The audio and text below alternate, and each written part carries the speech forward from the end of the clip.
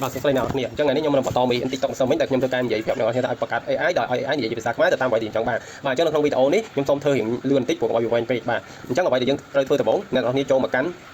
់ជ្រុង browser នៅលើទូរស័ព្ទដៃមិនថា Android មិនថា iPhone ទេហើយបន្ទាប់មកអ្នកនរគ្នាចុចទៅលើពាក្យថា flow.ai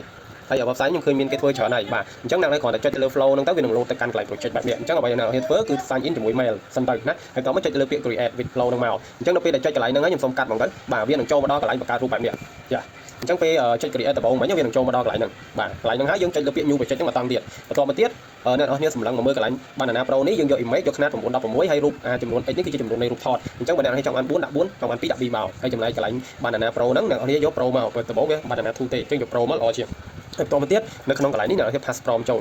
លបាទអញ្ចឹងខ្ញុំសូមបើក prompt ខ្ញុំនេះជា prompt របស់ខ្ញុំហើយ prompt នេះផងដែរបើអ្នកនរគ្នាចង់បានអ្នកនរគ្នាអាចខ្ញុំនឹងដាក់នៅ link នៅក្នុង comment តែម្ដងបាទ copy ឬក៏អ្នកនរគ្នាមាន prompt ស្រាប់ដាក់ចូលមកអញ្ចឹងយើងធ្វើការ pass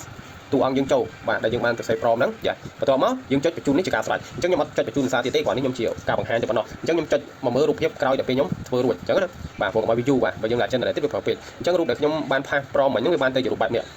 ចាខ្ញុំទៅបានជារូប2បែបនេះអញ្ចឹងដល់ពេលអ្នកនរគ្នាដាក់រូប4វានឹងចេញទាំង4អញ្ចឹងអ្វីដែលត្រូវធ្វើបន្ទាប់គឺអ្នកនរគ្នាសង្កត់ឲ្យជាប់ទៅលើរូបថតមួយហ្នឹងមកបន្ទាប់មកវានឹង load option ច្រើនខាងក្រោមហ្នឹងអញ្ចឹងអ្នកនរគ្នាយកពាក្យថា copy នេះបាទហើយបន្ទាប់មកចប់ហើយប៉ុន្តែយើងចេញមកក្រៅវិញយើងចូលទៅកាន់ ChatGPT នេះ ChatGPT បាទ ChatGPT មកដល់កន្លែងនេះគឺអ្នកនរ sign in មួយ mail ទៅសម្រាប់ ChatGPT ណាបាទហើយអញ្ចឹងកន្លែងនេះគេឲ្យយើង pass អញ្ចឹងយើងមិនបាច់សរសេរទេយើង pass ឲ្យយើង copy ចូលហើយអ្វីដែលយើងត្រូវសរសេរគឺសរសេរក្រុមរូបមួយហ្នឹងបាទអញ្ចឹងខ្ញុំសូមទៅយក prompt មួយទៀតបាទអញ្ចឹង prompt មួយទៀតគឺនៅក្នុងបាទនៅក្នុង Telegram ខ្ញុំមើលនេះជា prompt របស់ខ្ញុំតែជាអក្សរខ្មែរទាំងអស់គឺអត់មានន័យពិបាកទេអក្សរអង់គ្លេសតែពី prompt ទេពី prompt យើងត្រូវសរសេរអង់គ្លេសបើយើងសរសេរខ្មែរវាអាចអត់យល់ទេអញ្ចឹងបន្តមកយើងចុចបញ្ជូនដើម្បីឲ្យ ChatGPT រៀបចំ script នៃការបង្កើតរូបភាពនឹងទៅជាវីដេអូតែម្ដងបាទអញ្ចឹងអ្នកនរឃើញហើយគឺនេះគឺជា prompt ដែល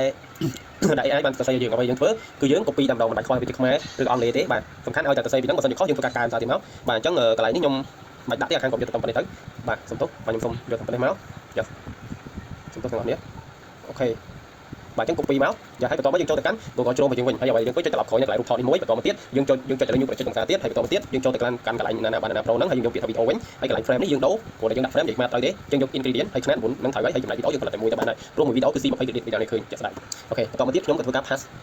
យើងចុចរើសរូបសិននេះចុចលេខបូកសិនតែយករូបតួអង្គយើងវិញហ្នឹងកន្លែងនេះគឺជាកន្លែងដែលយើងបាន generate រូបវិញគេដាក់ម៉ោងដាក់ថ្ងៃឲ្យមើលសម្រាប់ឲ្យយើង select ទៅយកមកទៅសេមួយ prompt ទៅវីដេអូតែម្ដងហើយចំណែកកន្លែងនេះគឺជាកន្លែងដែលយើង upload រូបចូលមាន select ហើយទៅយករូបពីក្នុងទូរស័ព្ទវិញអញ្ចឹងខ្ញុំបាច់ចុចហ្នឹងទេគឺខ្ញុំយកខ្ញុំបង្កើតមិញនេះខាងក្រោមនេះអញ្ចឹង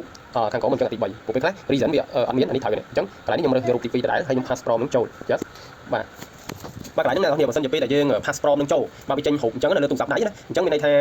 យើង copy អត់ទាន់ជាប់ទេអញ្ចឹងអ្នកនរត្រូវបដូរកន្លែងត្រី3នេះដើម្បីកុំឲ្យយើងចុច copy ទោះបីយើង copy បានដល់ពេលយើងចុចកន្លែងហ្នឹងវានឹង create តែរូបភាពឯហ្នឹងដោយសារយើងប្រើលើទូរស័ព្ទកុំព្យូទ័រអត់ចឹងទេអញ្ចឹងអ្នកនរចុចត្រី3សិនកន្លែងហ្នឹងគឺបដូរមកកាន់ desktop mode វិញឲ្យវាចេញទម្រង់ចេះវិញណាឲ្យវាចេញទម្រង់ចេះសិនហើយអ្នកនរធ្វើការចុចលេខបូកអង្សាទៀតយ៉ាចុចលេខបូកអង្សាទៀតមកហើយចុចរូបដដែលមកហើយយើងសាក pass prompt ចូលវិញទៅ